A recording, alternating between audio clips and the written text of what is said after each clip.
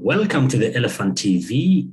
My guest today is Yusuf Ibrahim. Yusuf is a strategic communication professional who has worked in the mainstream Kenyan media, and now he's doing, private work.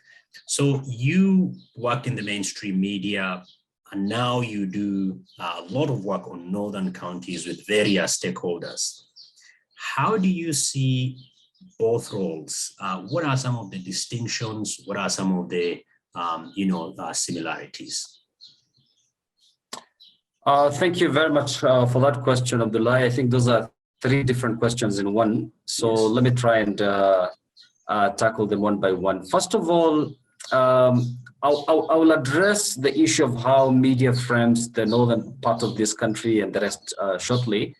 But before that, I'd like to share my personal experience, the difference between how things were when I used to be part of the mainstream media and now out here, what we call the Juakali sector. Of course, that is consultancy related. It's very hot all around. It is.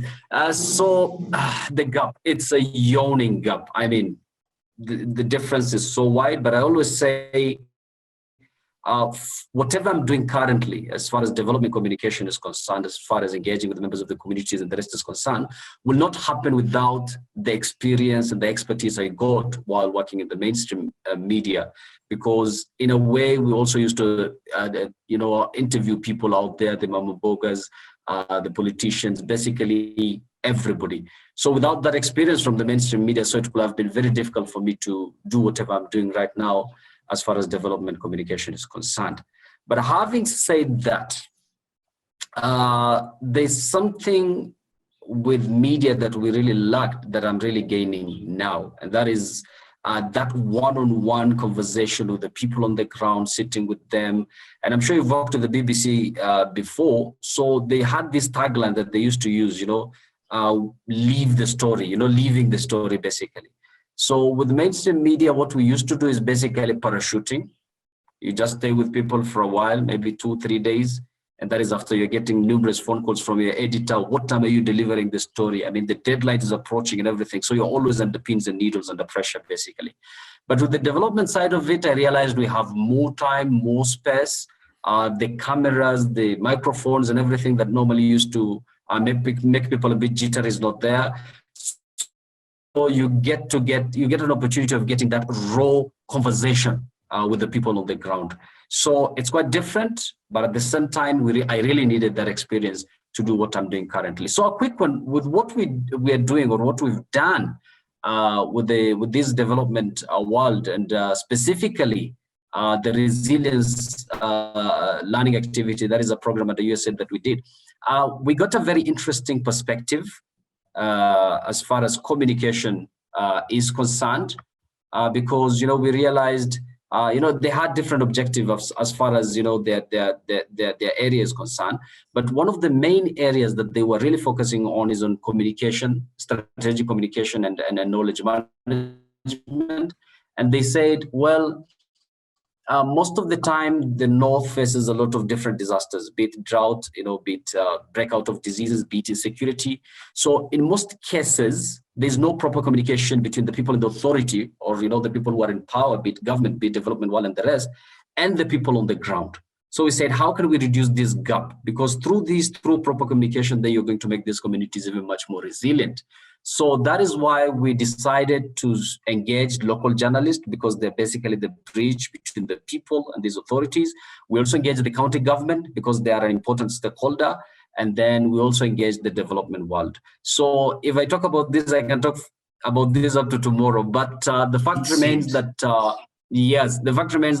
when we started with the county government, we realized we had opened up Pandora's box, because communication is mostly at the periphery, Communication people are always called in the last minute, not as equal stakeholder, but people who can just come and take photos and the rest. So we realized there's need to give communication like an integral part as far as the day-to-day operation of the county government is concerned. Yes, Abdullah.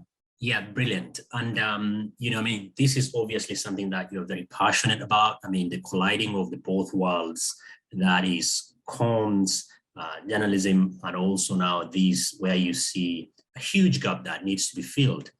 But I wanted to ask you again, drawing on your experience of having been in the newsrooms and also being now where you are, why and how does the mainstream media get Northern Kenya wrong? Where does the problem lie? Is it with the journalists? Is it with the structure? Is it with the framing? Where does it lie? Or it's all these issues combined? That is a very interesting question, and I'll give you my personal view on this, because I'm sure, yes, because I'm sure there are different opinions out there as far as how the North is being covered. The other day I saw somebody likening with whatever is happening in Kenya to how the West is covering Africa. Yes. So someone said the same way Kenyan media covers the North. Well, let me start by saying that as a journalist, while I used to cover stories, especially, I used to have a bias for the North, basically, because I'm also from the North. Yes. So I used to do so many stories from Marsabit, Garissa, Mandera, and the rest. So working in the newsroom, first of all, before I even talk about my personal experience in the newsroom, for one to understand media Kenya, you have to look at different aspects. For example, and this is all media landscaping, basically. For you to understand the media, you have to look at the ownership, okay? You have to look at who owns, a certain media house, who owns, for example, KTN, who owns Citizen. Then from there, you can have a rough idea of how they also cover stories. And then the second bit, you have to look at how their operation looks like, because most of these media houses are in for commercial purposes. Let's not forget that this is a business, it's a business entity. They are out there to make money. Yes, they're out to make money, except for maybe KBC, which is a state broadcaster, and they get the budget from the exchequer, and maybe these other religious-owned, radio stations, faith-based organizations. Yeah. Exactly. So once you understand that mostly 90% or maybe 95% of these media houses are in it for business, then you'll go back to the drawing board and look at where Northern Kenya is, for example. Yeah, so for me to go and cover a story in, let's say, Mandera, I'll require a 4-wheel vehicle. Yeah. And because of the Al-Shabaab militants and, insecurity cases here, they'll require another car that will ferry maybe a couple of security officers. And then, of course, I'll have a number of crew members, not just the reporter. We'll have a producer maybe on board. We'll also have a camera person, maybe 1 or 2. The driver, all these people need their facilitation and everything. So at the end of the day, if an editor or even the owner of the media house sits down and does his or her and focus on a story in Kiambu or maybe in Muranga, because they're all just around the city. So I think one of the major problems that we've had as far as media is concerned vis-a-vis how they cover the North is resource, okay? Precisely. So, but this is changing gradually because initially when I was in the newsroom, they used to give me different titles because I used to champion a lot for stories from the North. Sometimes I could even tell them, forget about the resources. I'll find ways and means of finding myself to Marsabit or Mandera because that is home anyway. Let's move fast forward to where we are right now in comparison to when I used to work in the newsroom. Right now, for example, KTN has, I like to use examples because, at least people can get a clear picture of what's going on. For example, if you look at KTN, they have almost a fully fledged bureau in Garissa. They have a reporter in Mandera, not 1 or 2, they have a couple. And this applies to also all the other news entities. Yeah. So, for example, under the program that we used to execute at the county level, part of the engagement was having a sit down with the journalist. And the quorum was like, you can get about 50 people, let's say in Marsabit alone or in Garissa alone. These are things that never used to be in the past. So as far as the media bias of the North is concerned, it's there, but things are now changing. And that is why we see whenever there's a breaking story, let's say in Garissa or Isiolo, you can get it like very fast. And these are things that never used to be there before. So I think we are really making traction in that area. Yeah, no, absolutely. I mean, and that is exactly where, I want, our next conversation or our next question is, we've seen now mushrooming of community radio stations. They're in fact the backbone of, the news infrastructure in the North. In at least every county, there is one or even two, in some cases, or even three. How have these community radio stations changed the landscape, the news, the production, the information generation and transmission, and then therefore forming, a good infrastructure for, if you will, opinion shaping and, agenda setting in the North? I think you've seen me smiling. I mean, this is music to my ears. We know. And this is again, and again, this is part of the changing face of the media industry in Kenya. Did we used to have all these radio stations that I'm assuming now in the past? No. Did we used to have, radios in their vernacular at the county level? We never used to have one. I think the nearest we came, speaking as someone who was born and raised up in Marsabit, was maybe a section of KBC that had, Borana and maybe Somali, programs within their larger programming. But right now we have fully fledged radio stations at the county level. So what does this say? Basically, if you are out there and you need to make some communication from, let's say, Mandera or Garissa, okay, for lack of, just to avoid some arguments here and there, let's say mainstream media is almost non-existent in that region. And I've told you the traction and the positive move that media houses have made in Northern Kenya at the moment. Let's say they're not there. So I think the best place to stop will be the community radio, okay? Because number one, they're in the vernacular language. So that means they're going to reach, the harder out there in somewhere, the outskirts of these towns. They're going to reach the most vulnerable in the societies. They're going to reach those who've not gone to school. Okay, so these community radios have completely changed the face of media as we used to know it. And I'll give you a case study or an example. We also consider Kitui, Makueni, and the rest as part of the ASAL area because we almost share, most of these, be it weather or be it these other conditions that face the North. We did some data collections. Actually, not surprised. We were shocked, their media, because we had collected data, and of course we know, how it works and everything. And the result that came out was that number 1, 2, and 3, top radio stations are not the mainstream media houses that we're used to. Actually, number 1, 2, 3 are the local county-based radio stations that broadcast in the Kamba language. And the same applies from my own personal observation in the North. For example, in the evening, during Maghrib prayers, as you walk to the mosque, listening to their own local radio stations. So what does this say? I mean, when the mainstream media houses are here telling you, thank you for making us number 1 in Kenya, actually, if you go on the ground, things are totally, completely different. So there's this change, where, and this does not come by accident. And it's not just about the language alone. It's about how the stories are programmed, how the rundown, let's say, of their news program looks like. Because if, let's say, somebody from Mandera wants to listen to one of the local radio stations, he will realize that story number 1, 2, 3, maybe the whole bulletin is about Mandera. Is that the case when he goes and watch, some of these mainstream media houses?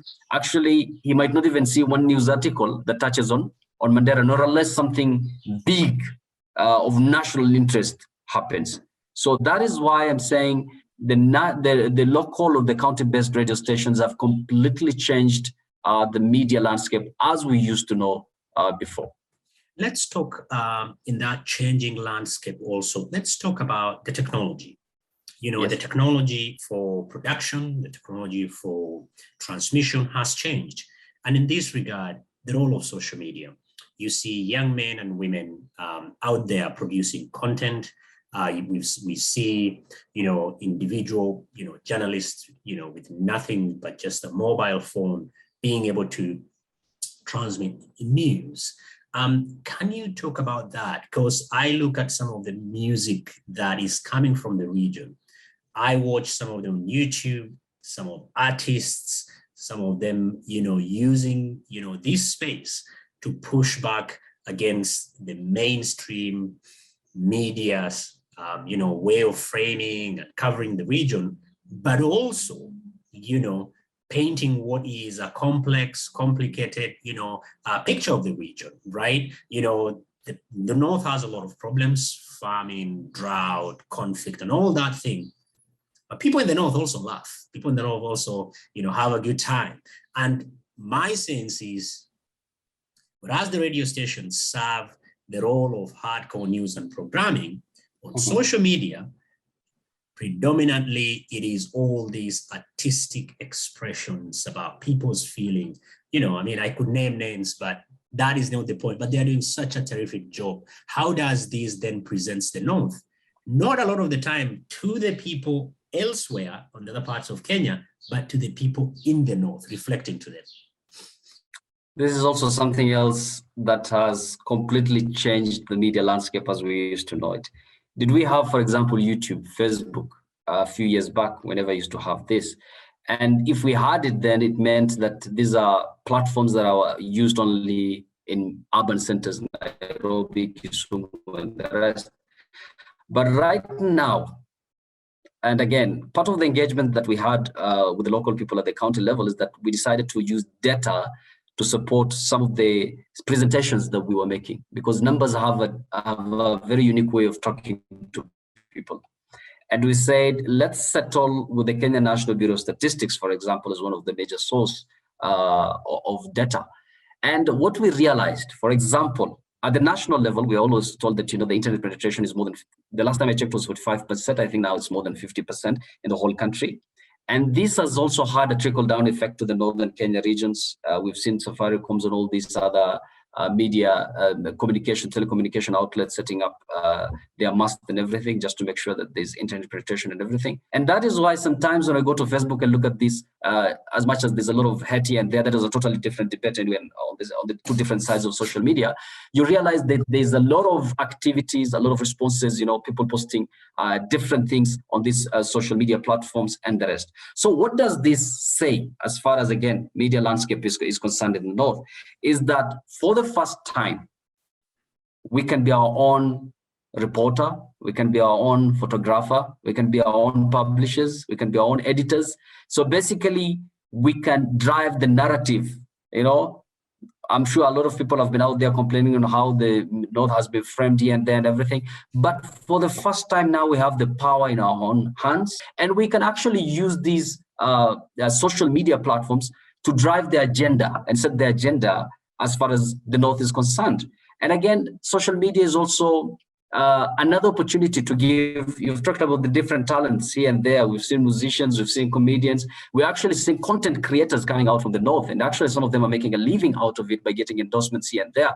So again, the conversation about how mainstream media covers the North and everything is there, yes. But right now, for the first time, we have an opportunity to tell our own stories the best way we know how. And for me, this is totally a game changer. And it's also something that we kept on communicating and telling the county government people, because they're also a main stakeholder as far as, dishing out information and everything is concerned at the county level. They should also try and embrace the use of social media. That means at the end of the day, the proper use of all these social media handles. And trust me, there are cases where mainstream media don't have proper, as far as I've given examples of Garissa, Mandera, there are counties of areas where mainstream media cannot reach for one reason or another, but there's the presence of the county government. I have examples where county government have shared these stories on their social media platforms, and the mainstream media end up picking them. So you can imagine. So this has completely, again, revolutionized communication, how we used to know it. And I think there are a lot more opportunities coming our way as far as these new technologies and everything is concerned. Yeah, we can't talk about the North without touching on the counties. What role, if any, can the county government play in tapping into all these emerging, community radio stations, the new media land, social media platforms, and also engaging the mainstream media, not just a lot of the time to provide a counter narrative, but also tell their stories. What could they do differently that says, look, we can actually tell our stories with all its color, problems, challenges, dreams, aspirations? What could and should they be doing? Interesting. The first stop for county government, they have to look inward first before they will they start any program or any activity geared towards all these things that you've mentioned. They have to start with how they see communication from the county point of view. Because one of the main things that we've been doing, as far as we've not covered most of the counties in the program that had just ended with the team that I was working for, is that we wanted to institutionalize communication, okay? And that means getting them from the peripheral role that they used to play and give them make them an integral part of the county government. So once they have a department that is up and running, not just, and when I'm talking about resources, it's not just money. I mean, if they have all the equipments, all the facilities that they need, if they have the right manpower and everything, then they can sit down and now figure out as a county, how best can we communicate with the people. We always talk about public participation. Most people think public participation is just having people here and there. I mean, it's in a way communication still, because for you to talk to the people and the members of the community, you have to figure out which channel is effective. How can I best reach these people? Is it through radio? Is it through social media? If it's the youth, is it barazas and the rest? So I think the first stop should be the county government need to institutionalize these communication departments, make them, vibrant, give them all the necessary support they need.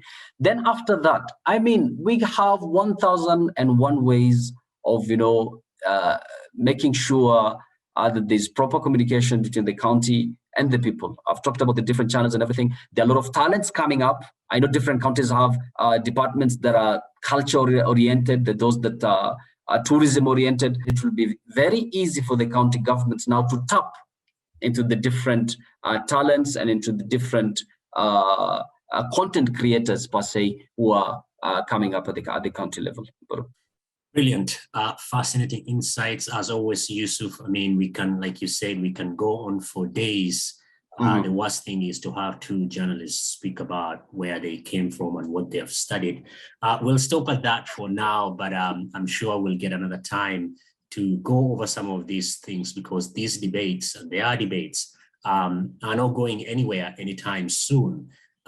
So thank you once again for joining us. And I hope we'll have another time to discuss this and many other issues around the North with respect to the media. Thank you very much for having me, Abdullahi. Thank you very much. Bye-bye. For this and other Elephant Conversations, follow The Elephant on Facebook, Instagram, and on Twitter at The Elephant. Remember to like, share, and subscribe to The Elephant, also on our YouTube channel by clicking on the link below.